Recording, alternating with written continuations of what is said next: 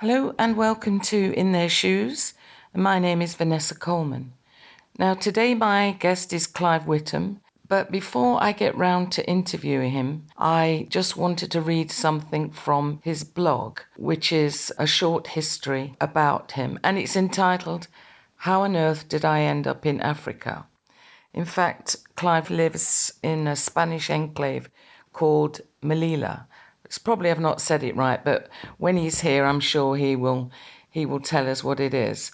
But anyway, this is on the border of Morocco, and I'm just going to read from his blog. You may be wondering what on earth I am doing in this part of the world, and believe me, I am too. But I'd have to pin it down on two events that led me back to Africa. I say back to Africa because I was here before, but way further south as a fresh-faced researcher in Uganda in the early 90s. This was soon after the civil war had ended and also during the Rwandan genocide, and the sight of so much suffering propelled me to become more proactive about healing people. What this eventually meant after much soul-searching while living in Thailand and Japan was to be an acupuncturist. So with an empty bank account, two sturdy sons and my long-suffering Japanese wife, and after years of study, I set myself up in the UK. Things went swimmingly and I had a busy clinic with lots of patients. Any person of sound mind would have stayed there and enjoyed the fruits of success. But no, I had the dumb, cross out, for genius idea of leaving everything for a remote Japanese island. Not any old remote Japanese island, mind you, but a tropical one with primeval forests, huge insects and poisonous snakes. We had wild monkeys. We had giant turtles. We even had a 7,000-year-old tree. Sturdy son number 1 and sturdy son number 2 became Tarzan and Mowgli rolled into one, and long-suffering Japanese wife, well, suffered some more. It was, however, a revelation for us all and transformed our way of thinking. Nature was no longer somewhere you visited at the weekend, but an essential part of everyday life, where the river gave us water, the sea gave us food, and the forest lived inside the house. With this new perspective on life, it was time to take a fresh look at medicine. Oriental medicine is full of references to nature and its interaction with us, but it sometimes takes something dramatic to really understand. So with more study in China, I came to the realization that there is so much more that Oriental medicine can offer people, especially those who have limited access to or limited funds for treatment, and education was the key. And so it was that instead of heading back to the comforts of civilization, we all hopped on a plane and landed here in a Spanish enclave, a day's drive to the Sahara Desert. After struggling with both the language and bureaucracy for a while, I became the first acupuncturist in the city and set up a center for Oriental medicine. This offers choices in health care for the population at large, not just in the enclave itself, but in the surrounding area of Morocco.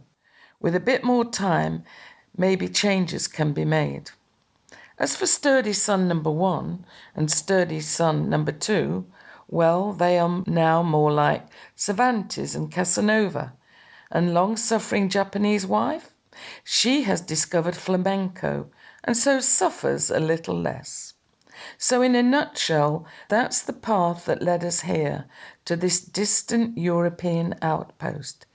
It is a journey that means that when I speak of Oriental medicine, I speak from the heart, from raw experience, as well as from clinical practice. By default, I have been a collector of ideas and techniques from Asia, and through experimentation and refinement have been trying to adapt them to the situation here. But the funny thing is that the situation most of us found ourselves in, no matter where we are in the world, is pretty universal. So what works here works there too. We may speak different languages, have different skin colours and different cultures, but underneath there really are no differences, and Oriental medicine has a lot to offer us all. And if you wish to learn more about alternative healthcare, more details can be found in the Book of Oriental Medicine, a complete self-treatment guide by Clive Witham.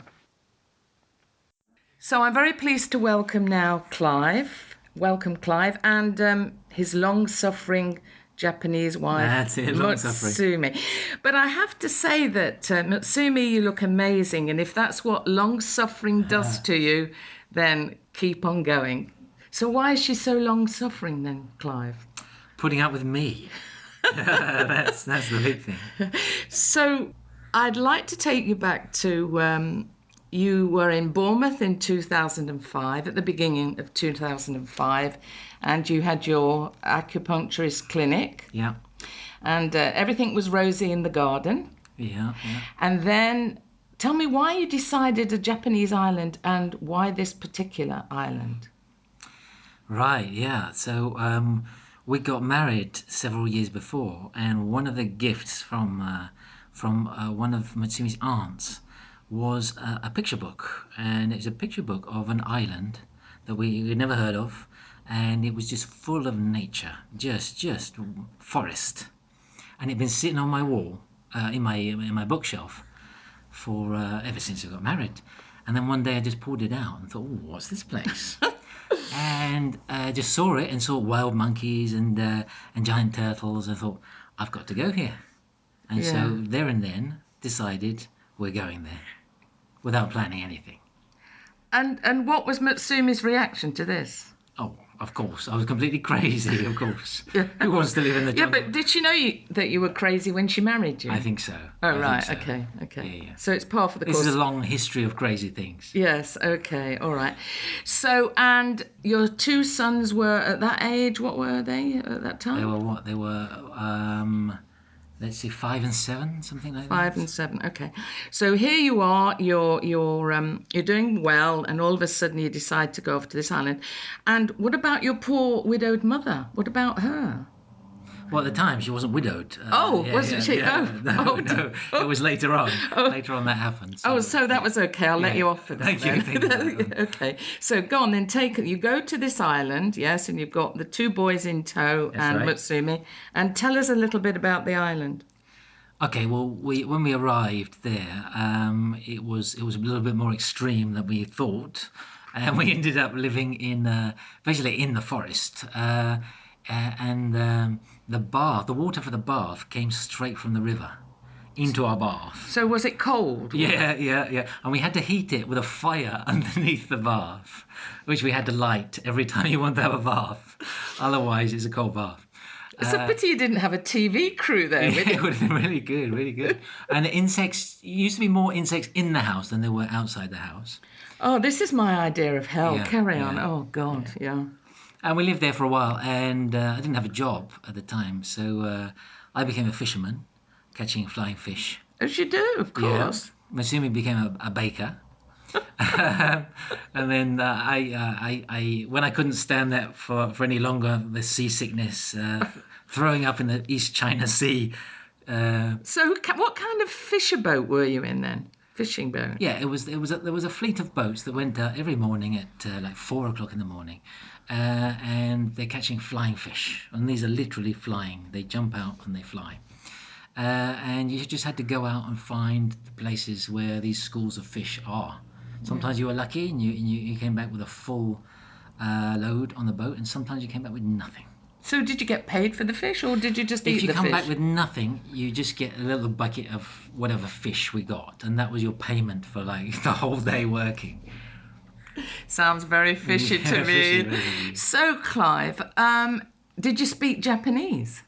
Well, I had to, because the fish, the crew. No, members, the fish didn't. Yeah, speak the fish didn't. No. But the captain didn't speak any English, and so I had to survive. Yes. Oh gosh, fancy being out at sea and not understanding what anybody's saying. So anyway, having read your blog, weren't you worried about the boys and the snakes and God, how could you sleep at nights?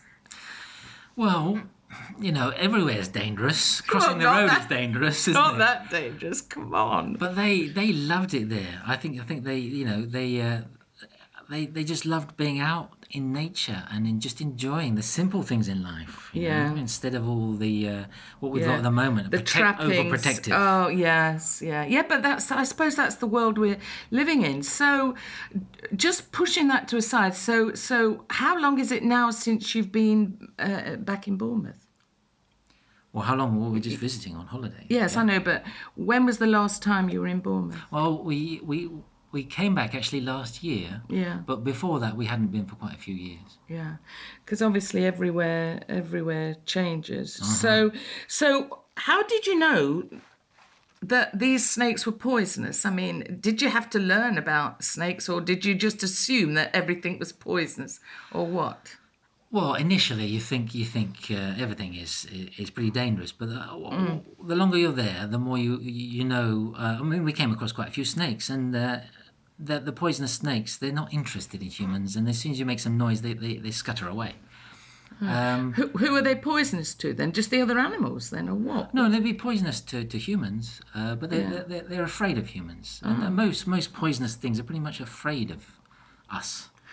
I don't think I'd like to have tried that out. No, no. So anyway, moving on. Okay, So swiftly. when did you then decide I've had enough of all this, and what was it that decided you got to move then?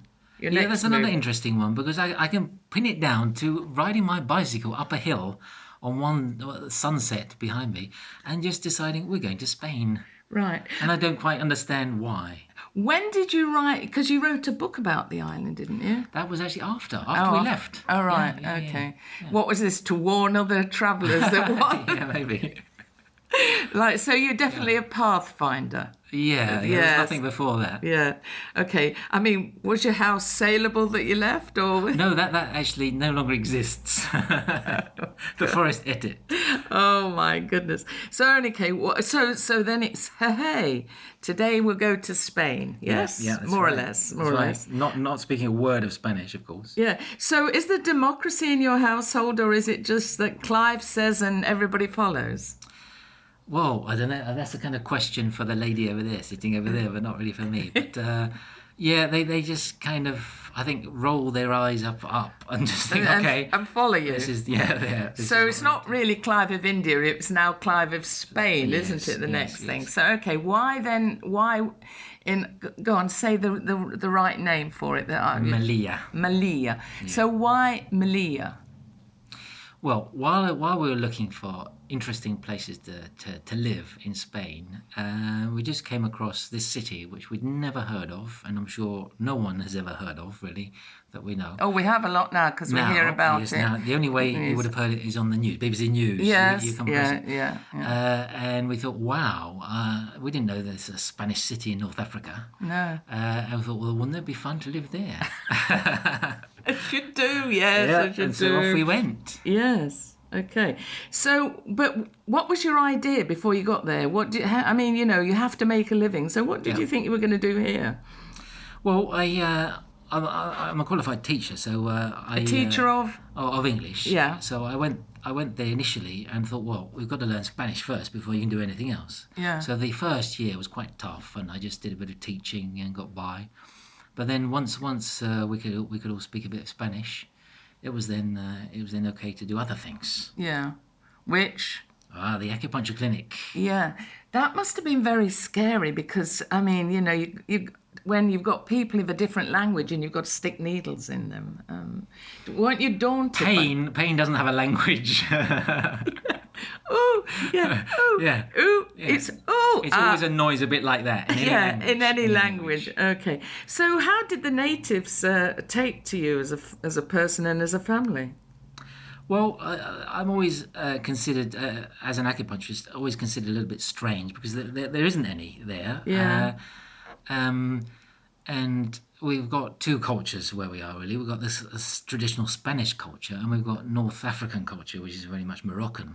Is that a Muslim country then? It is Yeah. Muslim, and this part of Morocco around us has always been very, very underdeveloped. It's not like the kind of Atlantic coast where people go on holiday. No. This is a place that has been neglected for many decades. Do they speak Spanish in this part of Morocco then? They do close. Or is it Arabic? It was a Spanish protectorate, so they have a history of speaking Spanish, but the language is Berber. They don't speak Arabic. So is it It's like a bit Berber. of a cross between then, or what? Yeah, because Berber are not Arabs. They're a very different culture. But people often confuse them with Arabs. But there's a big conflict in Morocco between the Arabs and the Berbers. They have What a is the long history of difference then? What disliking. is the difference, would you say? Well, the Berber people are the native people in North Yeah. Africa. And basically, the Arab culture is not native to North Africa. It came from the Middle East. Yes. So Yeah. that's the conflict. Yeah. So is there problems in that part of Morocco then? Problems with the different Arabic and the Berber speaking? Yes. There's been a lot of repression from Rabat, which is the administrative capital. They've repressed that area for many years, and lots of people were in jail, and it was kind of almost like a independence movement, but that's no longer strong. So you treat people in Morocco? No, we're in Melilla, but Moroccan people who live in the area cross the border freely. Only the ones that live in that area Can cross. can cross. So they have to have IDs then, Yes, obviously. they have an ID card, and they can cross with an ID card. Yeah. But only if you're that area of North Africa.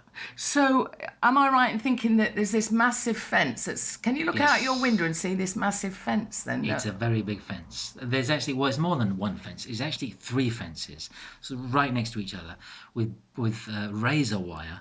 So are we talking like a fence, a space, a fence, a space? or Basically, what? yeah. But in the space, it's not an open space. You've got wire in all kinds of different directions, so you can't actually run in between. But yet still people come over these fences? They do, and now there's a ditch and another fence. So you've got a fence, a ditch, and then three fences. And still, this is the amazing thing, they still can get across. And that's How? determination. No, but you've obviously seen these people Yeah. come. So they're coming from where? North Africa then, is it? They're coming from sub-Saharan Africa. And they basically literally cross the Sahara Desert to get there through traffickers. They have to pay a lot of money, usually £3,000-5,000 to get across the Sahara, and to try and safely get either through Algeria or through Morocco, with hostility the whole way. That's terrible, isn't it? Absolutely terrible. So, what do you think the answer is? Because obviously, well, certainly in England, we are short of space. You've got to admit that.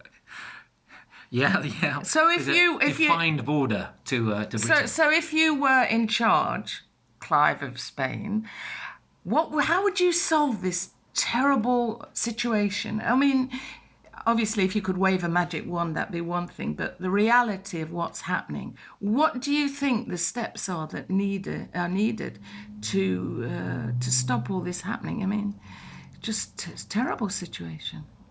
Well, I think it's probably a lot more complicated than just one problem.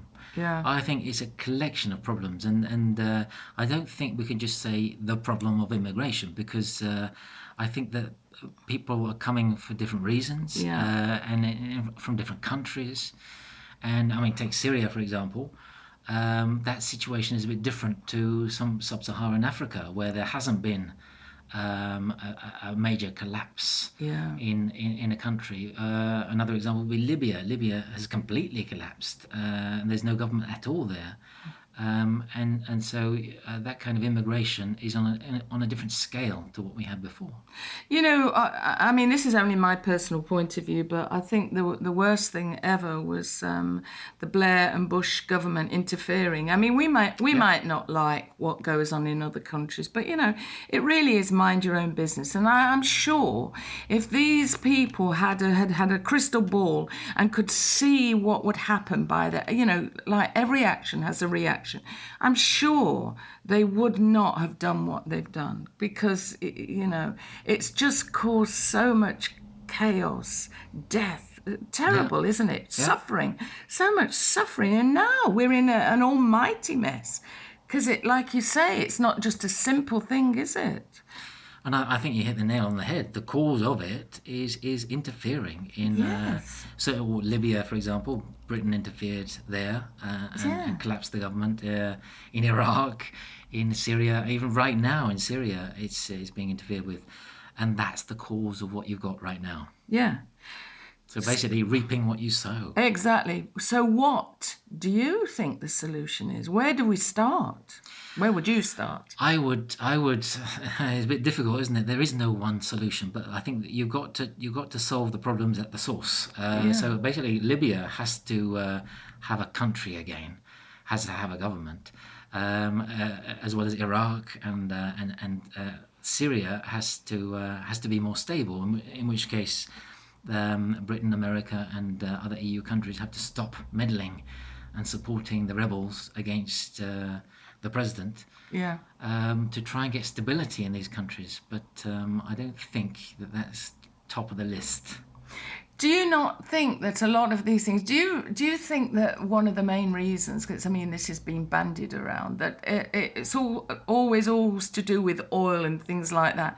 Do you think this interference was started because there was oil? If there'd been nothing in the country, do you think the Bush Blair lot would have just left Iraq and everything Well, alone? yeah, I mean that's a pretty obvious one to going back to that war.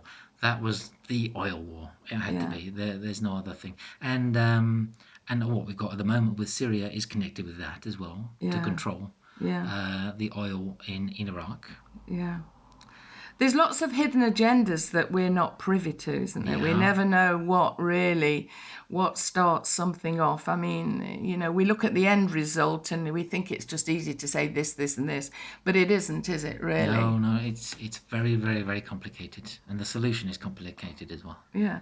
I mean, I can't see that the answer is just to have people come to all these different countries, but because surely at the end of the day, they want their own country, their Exactly. own culture, their own way of life. I mean, the same as a lot of the countries in the EU are Christian countries. And I, for one, do not want our country to be anything other than a Christian country. And yes, I welcome people, but I'm sorry to say that we cannot absorb all of these large numbers all at one time because the people don't integrate when there's so many large numbers, do they? And we haven't It got is the a infrastructure yeah. here. We haven't got the houses for our own people, let alone everybody else. Well, I think it's a very unusual situation and very. I don't think it's happened on that scale, uh, so close to Europe with all these people coming at the same time. No. And it's a very tricky one, isn't it? About how you're going to deal with it because there isn't something in the past you can look at and say, well, this is what we did before. Yeah. I mean, well, Britain has had immigration throughout its history, Yeah. but not. Not on this scale. But although I say not on this scale, but Britain is not actually taking that many No, at the but moment. if I go back a few years, I can't remember exactly the date, but I always remember Nigel Farage was the first person who said we should take the Syrian refugees in.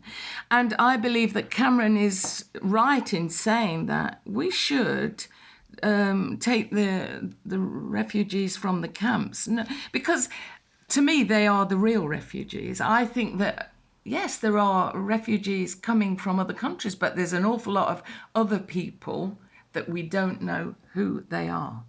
Well, in fact, I did see, in fact, it's very difficult to know what you can believe anymore, isn't it? But I saw pictures where there were some of them with the ISIS flags up, and that is very worrying.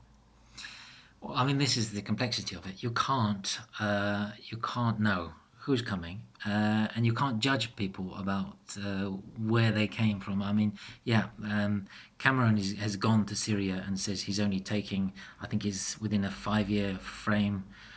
He's going to take people only, I think it was disabled people or people with some kind of incapacity from a Syrian refugee camp. And that's, I think, a typically British response. Do you think that's a good No, British? I think it's pretty pitiful, really, and What, you're quite talking embarrassing. about the numbers? You're talking The about the numbers numbers. and exactly how he's doing it. I think a more humane response was that of Germany, which opened its borders temporarily and let. Although there were complications with that, a lot of complications, but that was a more humane response. For the listener, I have to tell you that I'm shaking my head. This is where we come unstuck here because, no, but you see, it's all very well for Angela Merkel to say, oh, yes. And now, of course, they've had to say kind of, oh, no, because, Yeah. Once you It's open the complicated. floodgates, Yeah. and not only that, surely it sets up a precedent. They should have worked this out before. It's like to me, the person on the street seems to understand the situation much better than these politicians. They always seem to be behind the curve. Seem to be making it up as they go along. Yes, what shall we do next? And I suppose, of course, they're always thinking about their reputation and their image and this, that, and the other. But so anyway, I think we should move on from there because it's getting... So in the meantime, I know that you have written.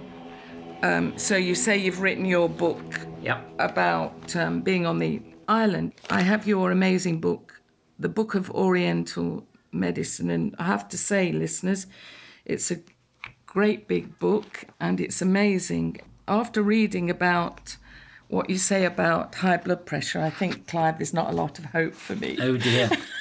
Because everything that, you say the common cause is emotional stress. Oh, You've boy, got that, I get yeah. that, yeah. Overthinking. Yeah. Oh, definitely. Work stress, yes. Overwork. Well, of course, I guess I'm a bit of a workaholic. And a diet of too many hot-natured, spicy, well, I don't know about greasy, but I don't do greasy, but foods. Too much alcohol. Well, I suppose I've always liked too much. Smoking, no, definitely no. Okay, so one of them you're okay. And on the final thing, there's nothing I can do about it. It's old age. Gets everyone. But I'm 70 next year, and I'm still trying to always be better. So tell me, I see you do a radio show as well. Yeah. Up until I've taken a break because I was doing too many things, but I have been doing it for. So you've been quite a few reading your own years. books then? You're reading it out. No, it was in Spanish, so it was a radio show where I just talked about health, different health issue each show. Oh, right. Once a week. So how many listeners would you get to that? I have no idea because it just went out to the city, and I have. Yeah. People did say though. A taxi driver would just say, "Oh, I heard you on the radio yesterday." Yes. Well, we could be talking to ourselves. You realise? Exactly. But okay, it's fun anyway. I do know that I do get some listeners because I get a little bit of feedback. Not a lot and not enough. And that I find is the problem with a lot of people. And having written a book myself, and obviously you've written quite a few now, is that feedback is so important and reviews are so important. Yeah, they are, aren't they? So we need. So what other books have you written apart from this one now? Well, this is now in Spanish, which I translated it. And there's another book called Guasha, which how do you spell that? Guasha, and that's a particular technique. And that one was initially came out in Spanish, was published at the beginning of this year, and will be coming out in English later. Good. And I see, is it right that you've also done an audio book? An audiobook? No, I haven't. Oh, you haven't? Then I must be looking at the wrong page. Inventing stuff, yes.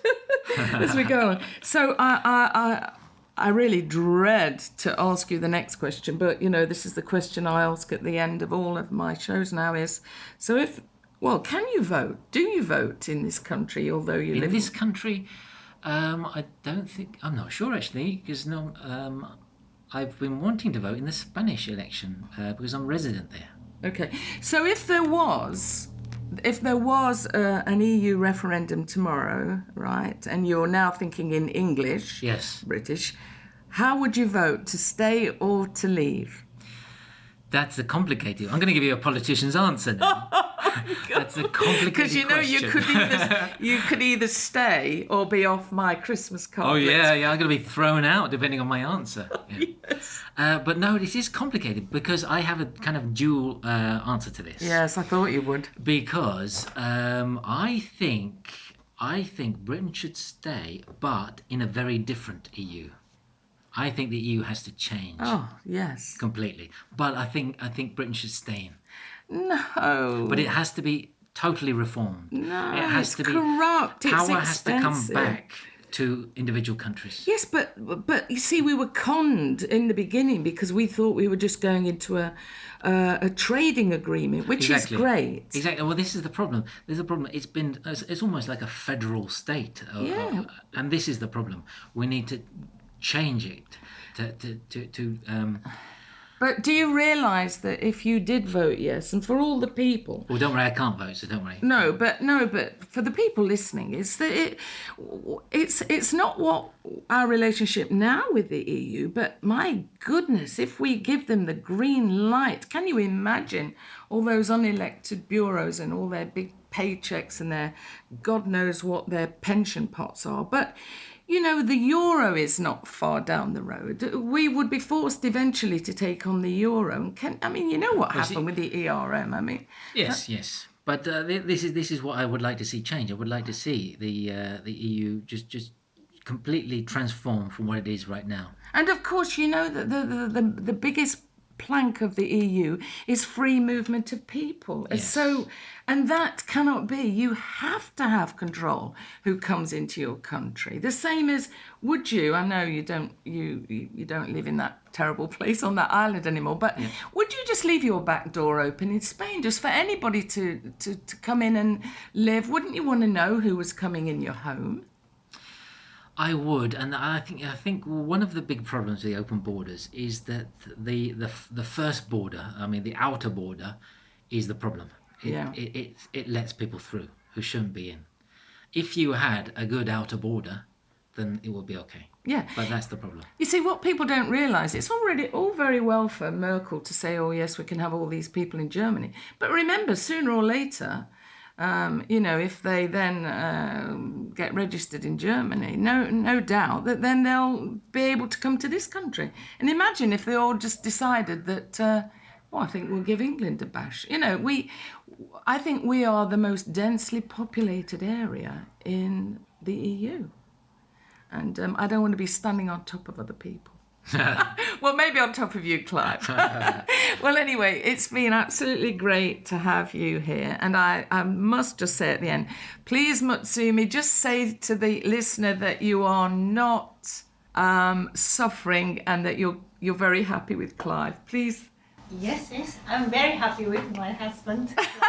Good, great. Well, thanks very much. It's great to see you, and I look forward to the next time, and we'll see how far we've all progressed. Okay, fantastic. Thank you very much. Thank you.